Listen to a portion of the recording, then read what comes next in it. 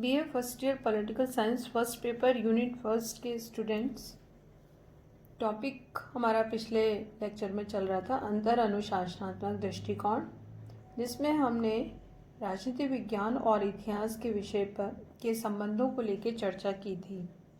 आज हम देखेंगे राजनीति विज्ञान एवं समाजशास्त्र के बीच संबंध, और दूसरा हम इसी लेक्चर में देखेंगे राजनीति विज्ञान एवं अर्थशास्त्र के बीच अंतर संबंध। सबसे पहले हम देखेंगे कि राजनीति विज्ञान और समाजशास्त्र यानी पॉलिटिकल साइंस और सोशियोलॉजी किस तरह से एक दूसरे पर अंतर्निर्भर है, संबंधित हैं, एक दूसरे को क्या योगदान देते हैं, एक दूसरे को क्या देन है, दोनों विषयों की ये हमें चर्चा करनी है। समाजशास्त्र, जैसा कि जो पढ़ते हैं स्टूडेंट्स वो जानते हैं कि समाज से संबंधित विषय है और व्यक्तियों के समूह के रूप में समाज और व्यक्ति के सभी प्रकार के संबंधों का ये अध्ययन करता है। राजनीति विज्ञान का अध्ययन विषय राज्य है और राज्य भी समाज का ही एक अंग है। राज्य एक राजनीतिक संस्था होने के साथ साथ एक सामाजिक संस्था भी है। इसलिए प्रोफेसर कैटलिन का ये मानना है कि राजनीति एवं समाजशास्त्र एक ही तस्वीर के दो पहलू हैं। इसी तरह रेटजेनहॉफर ने भी स्पष्ट किया है कि राज्य अपने विकास के प्रारंभिक चरणों में एक सामाजिक संस्था थी। इस तरह से हम इनके कथनों में भी ये दोनों विषयों को संबंधित होते हुए देख सकते हैं। ये दोनों विषय एक दूसरे से किस तरह से अंतर संबंध रखते हैं, इनको कुछ आधारों पर स्पष्ट किया जा सकता है। जैसे समाजशास्त्र राजनीति का एक प्रमुख आधार है। यदि समाजशास्त्र न हो तो राजनीति विज्ञान विषय पढ़ने वालों को कोई आधार या पृष्ठभूमि नहीं मिलेगी। समाजशास्त्र संपूर्ण सामाजिक परिस्थितियों और संबंधों का अध्ययन करता है और ये बताता है कि सामाजिक परिवर्तन और विकास के क्या नियम हैं। राजनीतिक सिद्धांतों और संगठनों का उदय किस तरह से हुआ और राजनीति विज्ञान के अध्ययन के लिए समाजशास्त्र का ज्ञान होना कितना आवश्यक है। समाजशास्त्र के अध्ययन ने राजनीतिक सिद्धांत से संबंधित ज्ञान को आधुनिक युग में प्रभावित किया है और जो भी सामाजिक परिवर्तन होते हैं वो राजनीतिक संस्थाओं को, राजनीतिक व्यवहार को प्रभावित करते हैं। इसलिए समाजशास्त्र को राजनीतिक विज्ञान से संबंधित कर हम स्पष्ट कर सकते हैं। एक आधार, एक नींव प्रदान करता है समाजशास्त्र राजनीति को। इसी तरह राजनीति विज्ञान समाजशास्त्र का सहायक विषय है। राजनीति विज्ञान भी समाजशास्त्र को सहायता देता है। समाजशास्त्र में राज्य की उत्पत्ति, संगठन, ध्येय और कार्य इत्यादि का अध्ययन होता है और समाजशास्त्र राज्य संबंधी ये विशिष्ट ज्ञान राजनीति विज्ञान से प्राप्त करता है। इसीलिए गैटल ने भी ये माना है कि राजनीति विज्ञान समाजशास्त्र को समाज की सामान्य रूपरेखा के तौर पे वो घटनाएं देता है जिनका संबंध राज्य और इसके कार्यों से होता है।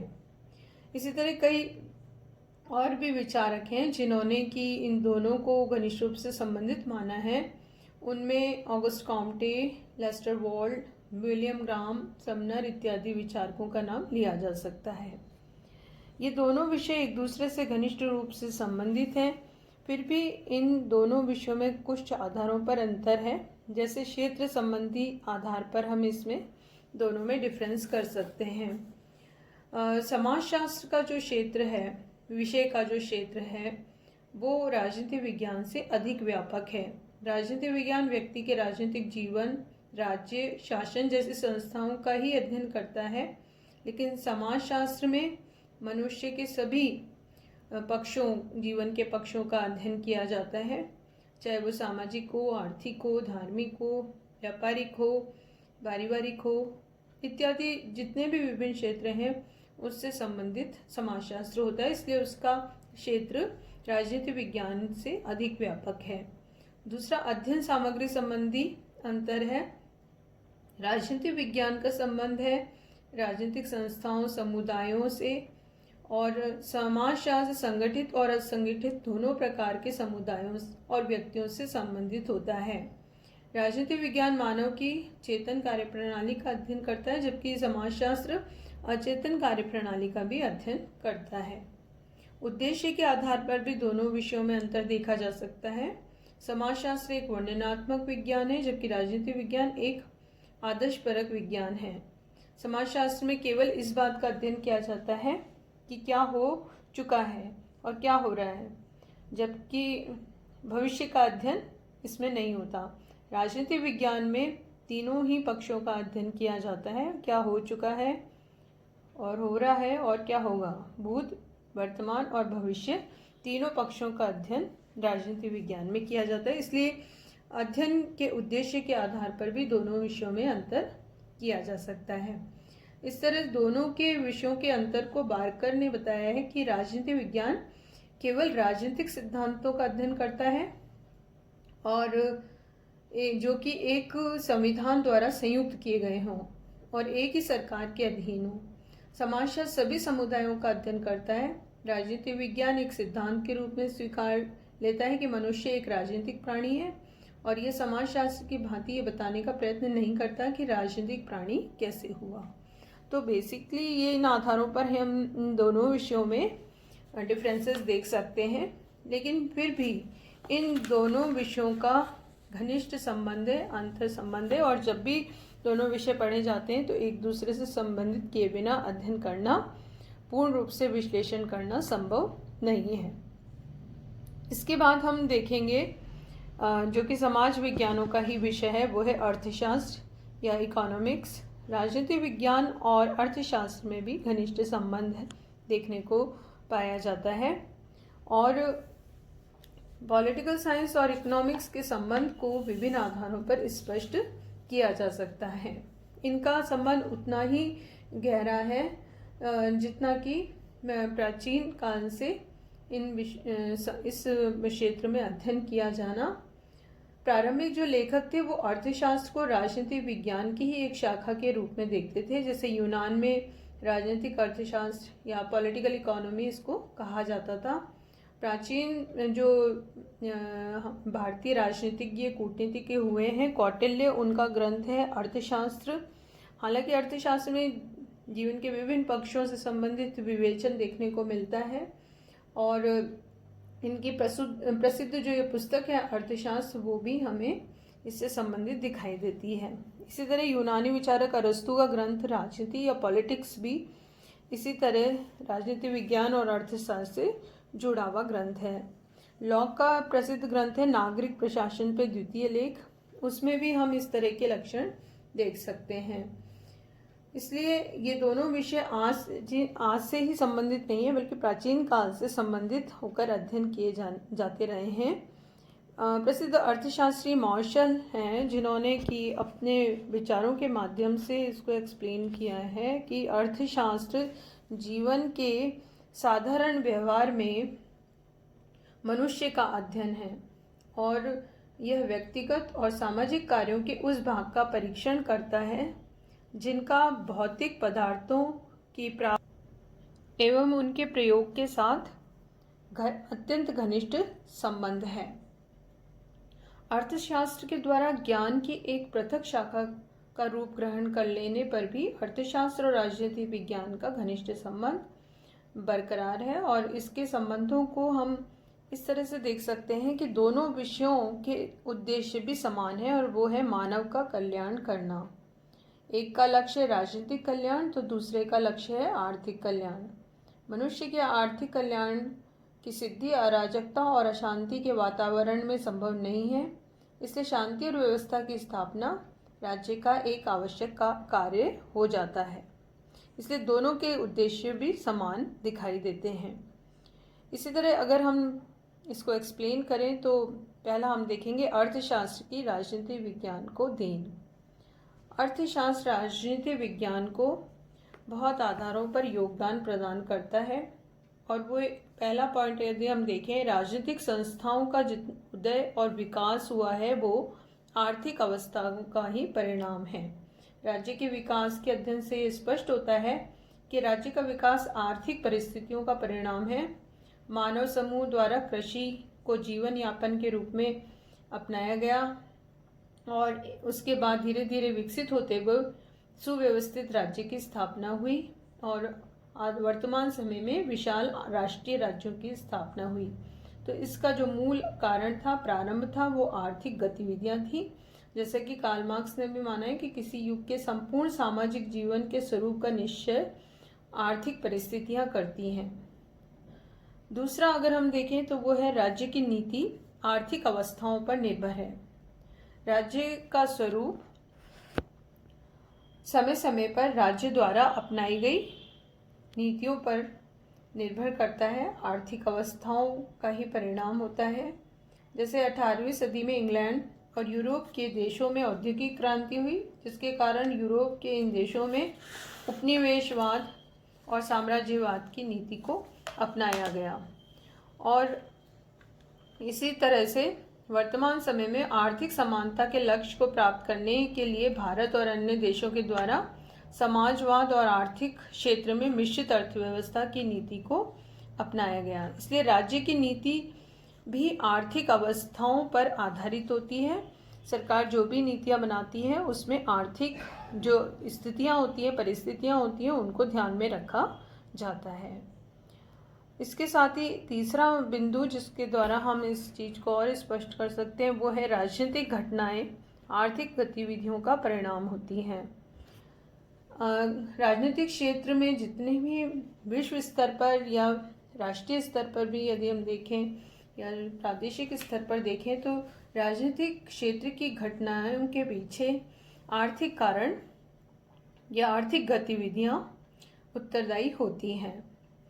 इसका कई उदाहरण हम देख सकते हैं। जैसे 1922 में मुसोलिनी के द्वारा इसी तरह की परिस्थितियों में सत्ता प्राप्त की गई थी। 1930 में विश्व मंदी थी और हिटलर के उदय और द्वितीय विश्व युद्ध की भूमिका तैयार की गई थी। साम्राज्यवाद, उपनिवेशवाद, साम्यवाद जैसी विचारधाराओं का उदय होना, इसके पीछे भी मूल कारण आर्थिक गतिविधियां रही हैं। राष्ट्रपति रूजवेल्ट आर्थिक क्षेत्र में अपनाई गई नवनिर्माण नीति की सफलता के कारण ही लगातार 4 बार अमेरिका के राष्ट्रपति निर्वाचित हुए। वर्तमान समय की अंतर्राष्ट्रीय राजनीति के अंतर्गत विकसित देशों द्वारा अफ्रीका, एशिया के अल्प विकसित और अविकसित देशों को आर्थिक सहायता देकर इन देशों की राजनीति को प्रभावित करने का जो प्रयास हो रहा है वह राजनीति पर आर्थिक प्रभाव के रूप में देखा जा सकता है और राजनीति विज्ञान और अर्थशास्त्र के पारस्परिक संबंधों का एक प्रमुख उदाहरण माना जा सकता है। इस तरह से हमने इन 3 बिंदुओं के आधार पर देखा कि किस तरह से अर्थशास्त्र राजनीति विज्ञान को योगदान देता है। दूसरे प्रकार से यदि हम देखें तो राजनीति विज्ञान भी अर्थशास्त्र को योगदान देता है, उसकी भी देन है। इसको पहले पॉइंट में हम देखेंगे वो है अर्थव्यवस्था प्रशासनिक स्तर पर निर्भर करती है। किसी भी देश की अर्थव्यवस्था के पीछे बहुत बड़ा जो कारण होता है वो है प्रशासनिक स्तर, और राजनीतिक और प्रशासनिक स्तर के आधार पर ही, उनके निर्धारण के आधार पर ही अर्थव्यवस्था निर्धारित होती है। आर्थिक विकास और संपन्नता के लिए एक समुचित, प्रभावशील और स्वस्थ प्रशासनिक व्यवस्था आवश्यक है। भारत में आर्थिक विकास का प्रमुख कारण प्रशासनिक तंत्र की स्थिति है और उसके कारण ही नौकरशाही की प्रवृत्ति भी एक कारण मानी जा सकती है। दूसरा, अर्थव्यवस्था राजकीय नीतियों पर निर्भर करती है।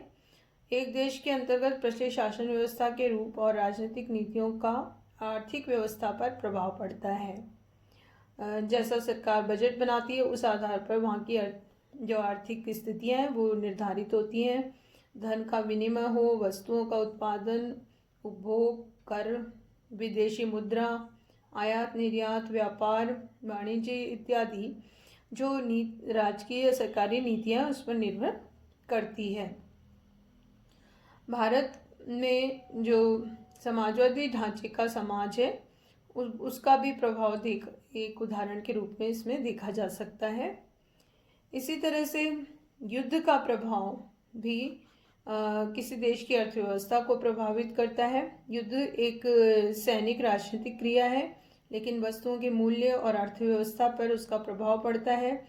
लंबे समय तक यदि युद्ध चलता है तो उस देश की अर्थव्यवस्था कमज़ोर होती है और अधिकांश जो बजट का भाग है वो युद्ध और सैन्य व्यवस्था पे खर्च हो जाता है और इससे आर्थिक स्थिति में गिरावट उत्पन्न हो सकती है। जैसे 1962 में भारत चीन युद्ध के समय, 1965-71 कारगिल युद्ध के समय, भारत पाकिस्तान युद्ध के समय इस तरह की युद्ध के प्रभाव को अर्थव्यवस्था पर देखा जा सकता है।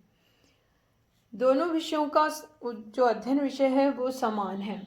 अगर हम दोनों का अंतर संबंध देखें तो कुछ विषय ऐसे हैं जो दोनों विषयों में पढ़े जाते हैं, जैसे कुछ विचारधाराएं समाजवादी, पूंजीवादी और सार्वजनिक राजस्व से संबंधित विषय इत्यादि दोनों ही विषयों में पढ़े जाने वाले बिंदु हैं, विचारधाराएं हैं। तो इन सभी आधारों पर हम अर्थशास्त्र और राजनीति विज्ञान के अंतर संबंध को स्पष्ट कर सकते हैं।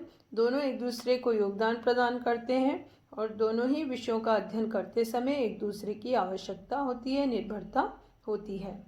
हालांकि इन दोनों विषयों को हम पूरक मानते हैं, लेकिन फिर भी इनमें अंतर भी है। चार्ल्स बेयर ने तो इनको बहुत अधिक पूरक माना है। अर्थशास्त्र के बिना राजनीतिक विज्ञान अवास्तविक है और सारहीन ढांचा है, ऐसा उन्होंने मानते हुए दोनों को पूरक माना है। लेकिन कुछ आधारों पर अगर हम अंतर करें तो एक तो है अध्ययन संबंधी अंतर। अर्थशास्त्र और राजनीति विज्ञान का प्रमुख अंतर यही है कि राजनीति विज्ञान का प्रमुख अध्ययन विषय राज्य और राजनीतिक संस्थाएं हैं, उनसे संबंधित समस्याओं इत्यादि का अध्ययन करना है। लेकिन अर्थशास्त्र का मुख्य अध्ययन विषय आर्थिक मामलों से संबंधित है। प्रकृति के आधार पर भी अध्ययन अगर हम अंतर करें तो राजनीति विज्ञान एक आदर्शात्मक विज्ञान है, जबकि अर्थशास्त्र एक वर्णनात्मक विज्ञान है जिसमें वर्णन अधिक होता है। लेकिन हमारे राजनीति विज्ञान में हम एक आदर्शात्मक तरीके पर आधारित अध्ययन करते हैं, वैज्ञानिक तरीके पर आधारित आगमनात्मक पद्धति के आधार पर भी अध्ययन करते हैं। अध्ययन पद्धतियों के आधार पर दोनों विषयों में अंतर देखा जा सकता है। इसलिए इन अंतरों को अगर हम छोड़ दें तो उसके अलावा दोनों विषयों का घनिष्ठ रूप से संबंध देखा जा सकता है।